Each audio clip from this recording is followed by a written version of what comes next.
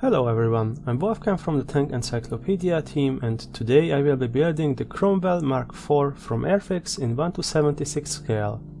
I know I promised I would do the Lancia free arrow last time, but due to some material procurement issues that wasn't possible in due time. Because I was sitting idly and I wanted to keep you guys entertained, I just thought I would do a quick, easy kit. This video won't feature a lot of history on the vehicle, since this will be more of a tutorial video regarding brush painting, because there were some questions about an introduction to the hobby from some of you. Always know, ask and I shall answer. The kit seems to be a good starting point looking at the box.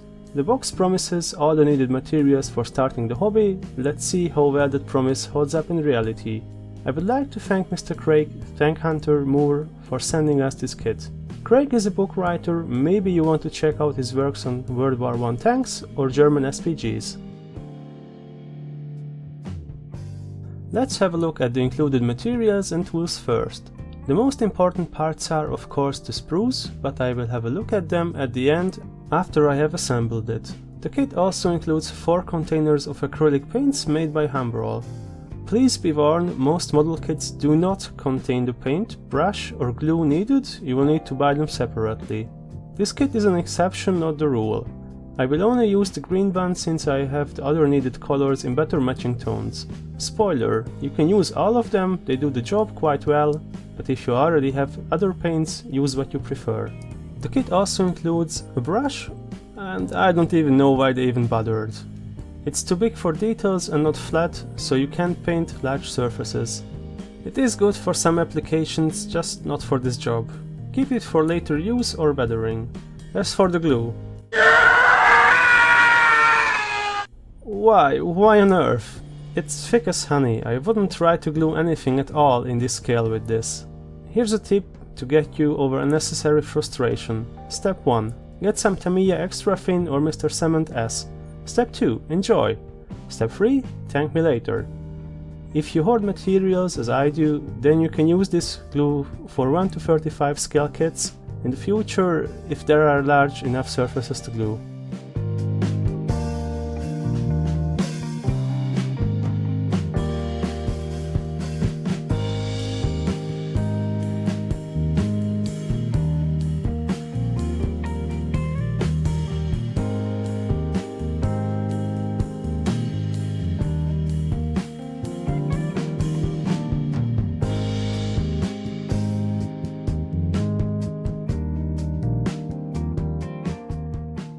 Assembling the kit is straightforward, the parts do look quite detailed for this tiny ant scale, and the fit is mostly good. Mostly. I almost got a stroke when I got to the side skirts on the front and back of the fenders. After fiddling around with them for a good 15 minutes, I got them to a point where they didn't look like complete trash. Still, strike number 1. As mentioned earlier, make sure to use a thin cement for these tiny parts, since any overflow can and will cause a loss of detail, and it's a pain in the ass to sand back plastic that's molten over. The sprues are fairly well designed and the parts can be cut out with the sprue cutter easily, until you encounter the drive sprockets. Those bastards just wouldn't let go of the plastic sprue and they cut way too much because the ejection pins were too thick to get the sprue cutter aligned well enough. Strike number 2, Airfix. Don't let me down here.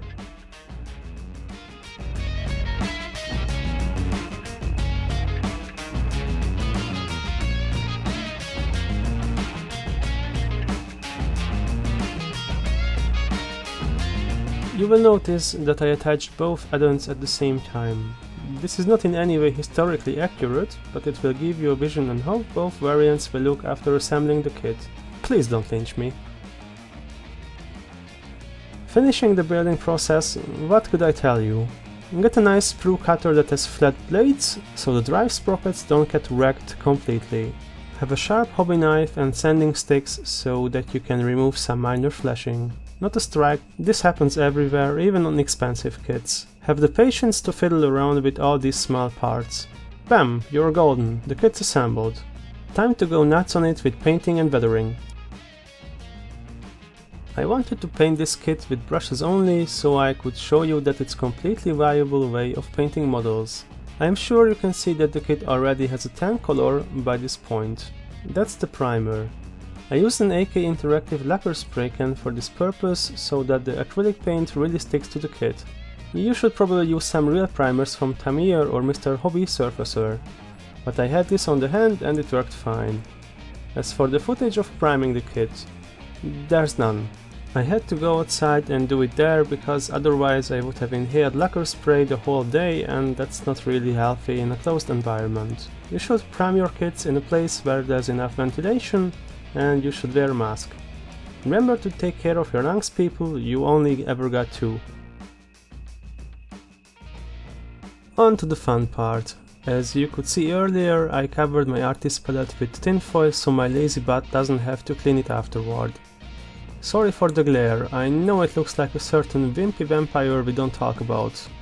I rinsed it afterward and threw it in the recycling bin. The Humbrol paints that are included with the kit are really thick by default and need thinning in all cases. I used AK Interactive acrylic thinner, but tap water works just as well. I use AK Interactive brushes, a flat soft one for surfaces and small round one for crevices.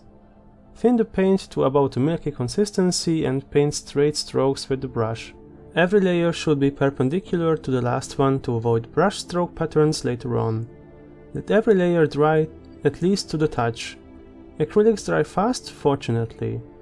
If you want to go all the way, add paint retarder. The paint will be much more even since it will have more time to dry, but you will also be waiting some more.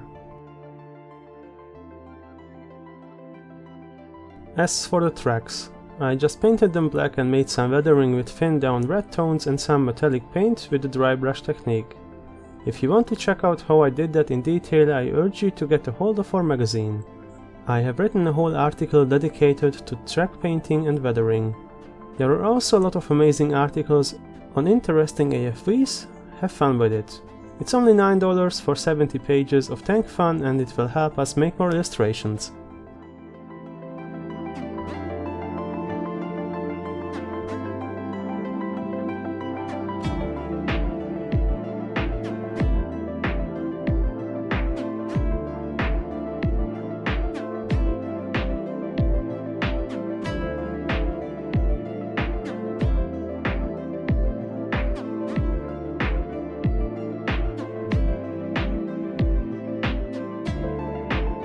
Here you can see the kit after about 5 to 6 layers of paint. It may not look like it on camera, but the tan base tone and the thin layers of paint help to achieve a sort of color modulation that's usually only doable with oil paints after the painting and airbrushing of the kit.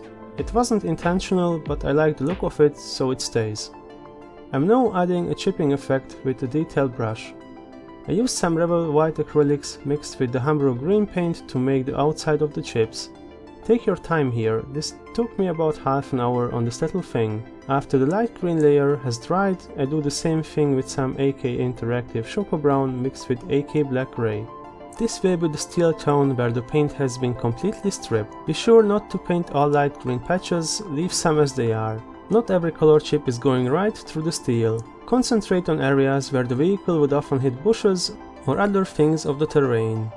The hatch cutters or the Normandy coil on the exhaust would be an excellent example. Speaking of, to my knowledge there was no single Cromwell equipped with the two add-ons at the same time. There aren't many photos of Cromwells with either piece of equipment, especially the hatch cutters. I just built it up as the instructions told me. Be aware of this while planning it.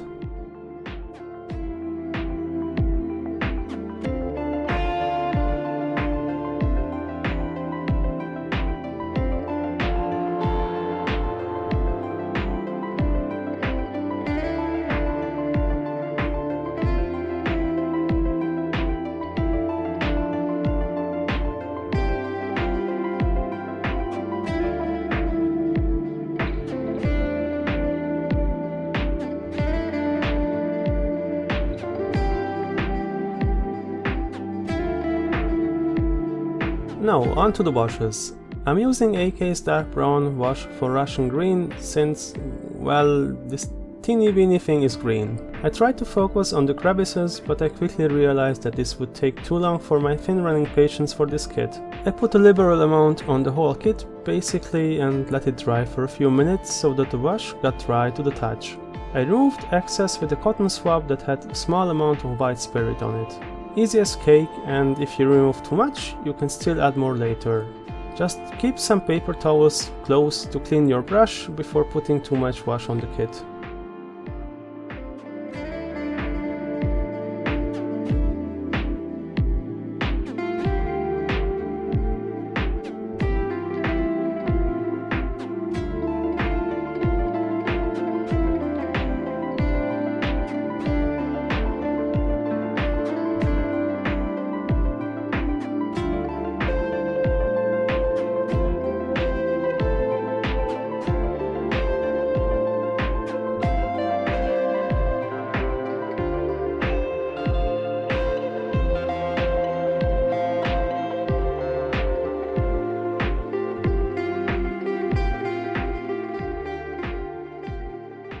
Time to get our hands and the Cromwell dirty.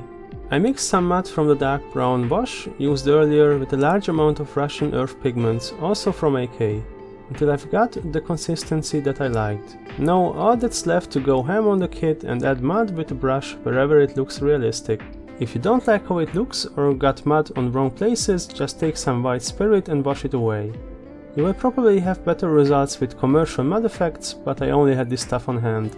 You might want to add some real dirt as well, it could give it a more interesting texture.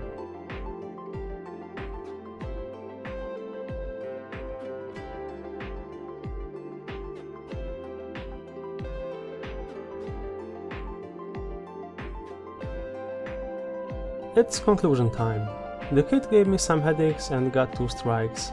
It's a kit from 2011, but it's still being sold today, and I think those fit issues on the fenders and the turret plates could have been avoided with some more careful molding and engineering. But you know what, it only costs around 10 euros, contains cement, brush and paints.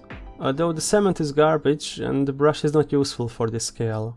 I'm not gonna complain about it, even if I cursed like a sailor during this build. It was fun to go back brush painting a kit, and hopefully I could teach you the basics of it. It gets a meh batch from me. There are certainly better kits, even at this price point. If you like this video and want to see more tank related content on our page and on YouTube, please visit our Patreon site if you'd like to donate. For more interesting content, visit one of the shown outlets. Thanks for watching this video. Next time we will take a look at the 3 arrow finally, I promise guys. Scout's Honor.